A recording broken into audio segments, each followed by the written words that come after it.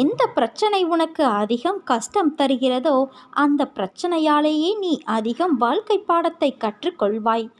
எவ்வளவு தோல்விகளை சந்தித்தாயோ அவை அனைத்தையும் ஜெயிக்கப் போகிறாய். நான் உன் நிழலாக கூடவே வருவேன் குழந்தையே. வாழ்க்கையில் எதுவுமே காரண காரியங்கள் இல்லாமல் நடக்காது. வெட்ட வெளியில் வானில் இறைவனால் அமைக்கப்பட்டுள்ள இந்த உலகங்கள் அனைத்துமே காரண காரியங்களோடு திட்டமிட்டபடி இயங்கி வந்து கொண்டிருக்கிறது. இந்த உலகத்தில் உள்ள ஒவ்வொருவரும் தனித்தனியாக இதுவரை எடுத்த ஒவ்வொரு பிறவியிலும் வாழ்க்கையில் தினம் செய்த இப்போது செய்து வரும் ஒவ்வொரு வினைக்கும் சமமான எதிர்வினை ஒன்று இந்த பிரபஞ்சத்தில் பதிவாகி அதுவே உரிய காலங்களில் அவர்களுக்கு திரும்ப நடக்கிறது. மேலோட்டமாக பார்த்தால் இன்னார் செய்த செயல்களால் தான் இன்னாரெல்லாம் அனுபவிக்கிறார்கள் என்று தோன்றும். ஆனால் ஒரு நெருப்பு உன்னை சுட்டுவிட்டால் நீ நெருப்பின் மீது பழி சுமத்துவதில்லை. உன் கவனக்குறைவோ பிறர் வேலை உன் கெட்ட நேரம் என்று நினைக்கின்றாய்.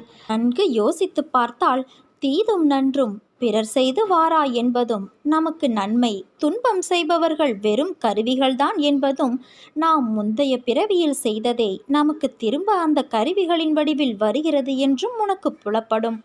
உன் துன்பத்தை நீயே பெருமளவு உனக்கு நல்ல காலம் வரும் வரையில் குறைத்து கொள்வாய்.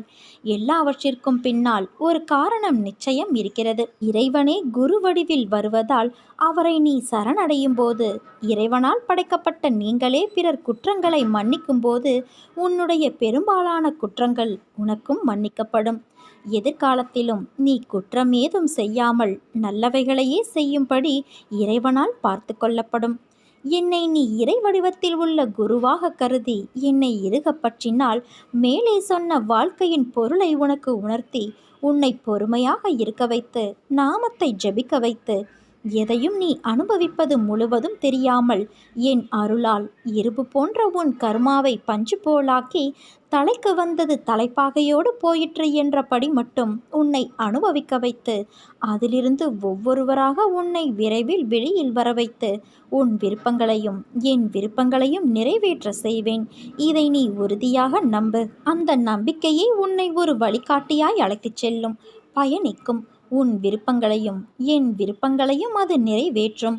நான் என்னிடம் வருகின்ற சாந்தியற்ற மனதை உடையவர்களுக்கு நல்ல கதைகளை சொல்கிறேன், லீலைகளை செய்து காட்டுவேன். அது ஒரு ஆனந்தம்.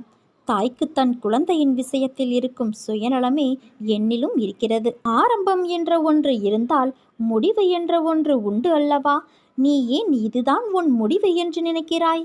வருடக்கணக்காக நீ கூனி குறுகி புழுங்கி தவித்து அனுபவித்து வரும் மனவேதனைகள், துயரங்கள், துக்கங்கள், மனவலிகள், அவமானங்கள் வருடக்கணக்காக தினமும் நேர காலம் அறியாமல் என்னிடம் சாஸ்தாங்கமாக விழுந்து பல மணி நேரம் கதறி அழுது வேண்டியது எல்லாம் எப்படி வீணாக போய்விடும்?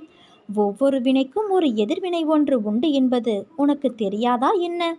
அதுவும் பல வருடங்களாக நான் அல்லவா உன்னை என் முன்னிலையில் அதையெல்லாம் செய்து வைத்தேன். உன்னையும் ஒரு பக்கம் காப்பாற்றி கொண்டு நாம் எந்த ஜென்மத்திலோ செய்த பாவங்கள் தீர நாம் செய்யும் பரிகாரங்களை விடவும் வருடக்கணக்காக கண்ணீர் விட்டு கதறி அழுது வேண்டும் போது அதில் எல்லா பாவங்களும் முழுவதுமாக கரைந்துவிடும். இதை நான் அல்லவா உனக்கு அனுமதித்தேன். இதற்கிடையில் என்ன தடைகள், தடங்கல்கள், தடுமாற்றங்கள், பரிதவிப்புகள் உனக்கு வந்திருந்தாலும் அவையெல்லாம் என் பாதுகாப்போடு தான் உனக்கு நடந்தன. பிறகு என்ன உனக்கு கலக்கம்? உனக்கு நான் சமீபத்தில் கனவிலும் நினைவிலும் என் ரூபமாகவும் மனிதர்கள் மூலமாகவும் பிற உயிரினங்கள் மூலமாகவும் உனக்கு பிடித்த இறை ரூபத்திலும் தரிசனம் தந்து ஆசி வழங்கியது எல்லாம் எப்படி உனக்கு நடக்காமல் போய்விடும்? உன் கரும வினைகள் இனி தீர்ந்துவிட்டன. நீ வெகு விரைவில் மகிழ்ச்சி பாதையில் செல்ல இருக்கின்றாய். உனக்கு நடக்கப் போகும் நன்மை எல்லாமே இனி தானாகவே உன் முயற்சி எதுவுமின்றி திடீரென்ற என்னுடைய நேரடி வருகையால் கண்காணிப்பால் திடீரென நடக்கும். அப்போது உன்னுடைய துயரங்கள், துக்கங்கள், கவலைகள், கலக்கங்கள் அனைத்தும் சூரியனை கண்ட பனி போல விலகும். மகிழ்ச்சி, மன அமைதி உன் வாழ்வில் நிரந்தரமாக குடிக்கொள்ளும். அதை பெற்றுக்கொண்டு என்னை பார்க்க நீ விரைந்து வா. ஒரு இக்கட்டான சூழ்நிலையில் உன்னுடைய மனம் குழப்ப நிலைமையை சந்திக்கும். அப்படி சந்திக்கும் பொழுது மனமுடைந்து போய்விடாதே. பொறுமையோடு என்ன நடக்கிறது என்பதை கவனித்து கொண்டே இரு. ஏனென்றால் என்னுடைய குழந்தைகளை எப்படியாவது காப்பாற்றுவதே என்னுடைய கடமையாகும். உன் வாழ்வில் வளமும் நலமும் பெற்று நிரந்தரமான நிம்மதியடைவாய். என் வார்த்தைகள் மீது நம்பிக்கை வைத்து நீ செயல்படு. உன் எதிர்கால தேவைகள் அனைத்தையும் நான் பூர்த்தி செய்வேன். உனக்கு உரியதை நான் தர காத்திருக்கும் போது எதையும் தேடிக்கொண்டு இருக்காதே குழந்தையே. உனது கோரிக்கைகளை என் செவிகளின் வழியாக நான் கேட்டுக்கொண்டே இருக்கின்றேன். உனக்காகவே அவதரித்தவன் நான். உன்னை அழகுபடுத்தி வாழ்க்கை என்னும் புத்தகத்தில் நுழைத்து அதை பக்குவமாக கையாள வைத்திருக்கின்றேன். காயங்கள் இல்லாமலும் வலிகள் இல்லாமலும் வாழ்க்கையை கையாள முடியுமா? பொறுமை, சகிப்புத்தன்மை வேண்டும். அகங்காரம், அகந்தை இவைகளை தவிர்க்க வேண்டும். அதன் பிறகு எல்லாம் உன்னால் முடியும். வாழ்க்கை சக்கரத்தில் அனைத்தையும் எதிர்த்து சந்திக்க நீ தயாராக இருப்பாய். வாழ்க்கையில் வருவது அத்தனையும் நிரந்தரமில்லை குழந்தையே. அனைத்தும் மாயை. ஒரு நாள் உனக்கு, இன்னொரு நாள் வேறு ஒருவருக்கு. அதனால் கவலைப்படாமல் மகிழ்ச்சியோடு இருக்க பழகிக்கொள். உன் கோரிக்கைகள் எதுவாக இருந்தாலும் அதை கண்டிப்பாக நான் நிறைவேற்றி தருவேன். கர்ம வினைகள் உன்னை விட்டு விலகப் போகிறது. கடன் தொல்லைகள் விலகப் போகிறது. வர வேண்டியது வந்து சேரும். நீ எதற்காக காத்திருந்தாயோ அது விரைவில் நிறைவேறும். நீ விரும்பிய வாழ்க்கை, விரும்பிய வேலை இவை அத்தனையும் என் பரிபூரண ஆசீர்வாதத்தோடு உனக்கு கிடைக்கப் போகிறது குழந்தையே. இனி நீ கொடி கட்டி பறக்கப் போகிறாய். கஷ்டப்படுகிறேன், என்னிடம் இல்லை, எப்படி தருவேன், எதற்காக தர வேண்டும், எதற்காக செய்ய வேண்டும், இப்படி பேசுவதை இன்றோடு தவிர்த்துவிடு. நான் இருக்கும்போது கடுகளவும் கலங்காதே. உன்னை எவரிடத்திலும் நான் விட்டு கொடுக்க மாட்டேன். எந்த நேரத்திலும் கைவிட மாட்டேன். நலமாக இருக்கிறேன், முடிந்ததை செய்கிறேன், முயற்சிக்கின்றேன், தருகிறேன், இப்படி சொல்ல பழகிக்கொள். என்னை சரணாகதியடைந்தால் நான் உன்னை பாதுகாப்பேன் தங்கமே. பொறுமையாக இரு. உனக்காக நான் உன் அம்மாவாகவும் அப்பாவாகவும் உனக்கு ஒரு நல்ல நண்பனாகவும் நல்ல குருவாகவும் நான் இருப்பேன். ஏன் இப்படி உன்னை நீ கடுமையாக வருத்தி கொள்கிறாய்? நீ இப்படி உன் உடலை வருத்தி கொண்டு என்னை வழிபடாதே. நான் உனக்கு துணையாக உன்னுள்ளேயே தான் இருக்கின்றேன். அப்படி இருக்கையில் நீ படும் துயரங்களை நான் அறிய மாட்டேனா? உனக்கு எந்தவித சந்தேகமும் வேண்டாம். நான் உன்னை விட்டு பிரிய மாட்டேன். என் திசைக்கு திரும்பும் யாரையும் சோகம் தொடக்கூட செய்யாது. உனக்கு என்ன தேவையோ அதை என்னிடம் தெளிவாகவும் தீர்க்கமாகவும் கேள். என்னை பற்றிய எண்ணங்களில் உன் மனம் நிலையாக இருக்க வேண்டும். எவன் அகங்காரத்தை அழித்துவிட்டு நன்றி நிறைந்த மனதோடு என் மீது தன் பாரத்தை போடுகிறானோ அவனுடைய படகு கரை சேர்ந்துவிடும். இன்று வரை நடக்குமோ நடக்காதோ என்று நீ தவித்து கொண்டு இருக்கிற விஷயம் நிச்சயமாக நடந்துவிடும். பல நாட்களாக வைக்கப்படும் என்னுடைய வேண்டுதல் தாமதமாகி இன்றைய தினத்திற்கு வந்துவிட்டது. இவ்விதமாக இழுத்து கொண்டே போவது நன்று அல்ல என நினைத்து என் பாதத்தில் விழுந்து துன்பத்தை நிவர்த்தி செய்ய வேண்டினாய். அது இதோ நிறைவுக்கு வருகிறது. நான் அடிக்கடி கூறும் 2 பைசாக்களை உன் கையில் பத்திரமாக வைத்துக்கொள். அது உன்னை என்றும் பாதுகாக்கும். நம்பிக்கையும் பொறுமையும் தான் அந்த 2 பைசாக்கள். பொறுமையாக இரு என்பது அடிமையாக இருப்பதல்ல, அமைதியாக இருப்பதும் அல்ல. விருப்பத்திற்கு மாறான விஷயங்களை எதிர்கொள்ள நேரிடும் போது அதை சகித்து கொள்கின்ற தன்மைக்குத்தான் பொறுமை என பெயர். என்ன நடந்தாலும் நான் பொறுமையாக இருந்து உன்னிடம் முறையிடுவேன் என்று மட்டும் சொல்லிக்கொள். அவ்வித பொறுமையை வளர்க்க என்னிடம் பிரார்த்தனை செய். இது உன் மன வலிமையை அதிகமாக்கி சகலத்தையும் கொண்டு வந்து சேர்க்கும். தன்னம்பிக்கை வளர 2 விஷயங்கள் மட்டும்தான் தேவை. தைரியம் அதில் முதலாவது. இதை கடைபிடித்தால் எந்த வேலையும் சுலபமாக முடியும். அஞ்சாமை, வாழ்வு, அச்சம், மரணம் என்பதை நீ அறிய மாட்டாயா? துணிவே வாழ்வின் துணை என்பது உனக்கு தெரியாதா? அதனால் முதலில் தைரியத்தை வளர்த்துக்கொள். அது கடவுளை உனக்குள் அழைத்து வந்து அமர வைக்கும். அடுத்து சுயநலமின்மை இருந்தால் எந்த ஒன்றும் இன்பமாக தெரியும். சுகமும் துக்கமும் உன்னை நெருங்காது. தீமைகள் வந்தால் அது நம்மை பக்குவப்படுத்த வந்தது என நினைத்து அதை ஏற்று தீர்க்கும் முயற்சியிலேயே பக்குவப்பட்டு கொள்ளும். தோல்வி என நினைத்து கொண்டு காலத்தை கடத்தாதே. இனி அந்த வார்த்தை உன் வாயில் இருக்காது. ஆம் குழந்தையே, நீ ஜெயிக்கப் போகிறாய்.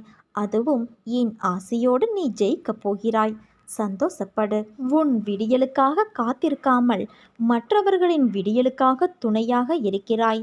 உன்னை அவமதிப்பவரை கண்டு ஒருபோதும் விரக்தியடையாமல் இருக்கும் நீ அவர்களே அதிர்ச்சியடையும் அளவுக்கு அசாதாரண சக்தியோடு வளர்ந்து அவர்கள் முன் வந்து நிற்பாய். கண்மணியே, என் கருணை பார்வை உன்மீதே எப்போதும் இருக்கிறது. பயமின்றி உன் இலக்குகளை நோக்கி நீ போய்க்கொண்டே இரு. சிருஷ்டியின் எந்த மூலைக்கு வேண்டுமானாலும் நீ போ. கிட்டவோ எட்டவோ 7 கடல் தாண்டியோ நீ செல். என் பக்தர்களின் மேல் உண்டான பிரேமை எல்லையறியாதது. அதனால் கவலையின்றி நீ எங்கும் செல்லலாம். நீ செல்லும் இடத்திற்கு உனக்கு முன்பாகவே சென்று நான் உனக்கு அங்கு அருள் செய்ய காத்திருப்பேன். நீண்ட நாட்களுக்குப் பிறகு இன்று என்னை வணங்கி ஒரு முக்கியமான காரியத்தை நீ செய்துள்ளாய். அது உனக்கு வெற்றியாக ஆசி வழங்குகிறேன். உன்னுடைய திறமைக்கும் தகுதிக்கும் ஏற்ப உனக்கு கிடைக்க வேண்டியது நிச்சயம் கிடைக்கும். நீ முயற்சித்தாயல்லவா, அதற்கான பலன் உனக்கு கிடைக்கப் போகிறது. உன்னை தேற்றுவதற்காகவும் உனக்கு உதவிகள் செய்வதற்காகவும் இதோ நான் உன்னோடு தான் இருக்கிறேன். இப்போது நீ மெல்ல மெல்ல தளர்ந்து விட்டாய். வாழ்க்கையின் மீது இருந்த நம்பிக்கையும் குறைந்துவிட்டது. சுற்றி இருப்பவர்களை பார்த்தால் எரிச்சலும் கோபமும் வருகிறது.